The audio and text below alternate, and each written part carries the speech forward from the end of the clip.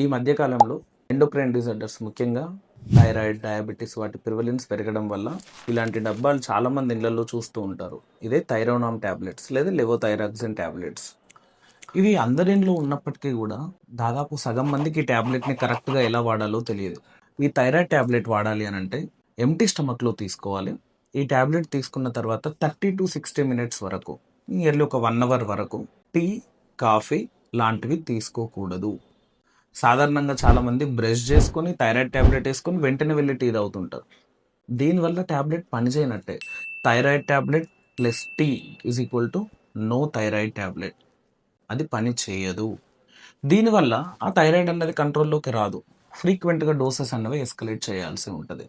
So ఇకపై ఎప్పుడు thyroid tablet తీసుకున్నా బ్రష్ చేసుకున్న తర్వాత ఎంటీ స్టమక్లో ఒక 1 hour ముందు టీ తాగడానికి కానీ బ్రేక్ఫాస్ట్ చేయడానికి కానీ 1 hour ముందే ఆ ట్యాబ్లెట్ అన్నది తీసుకునేలా చూసుకోండి.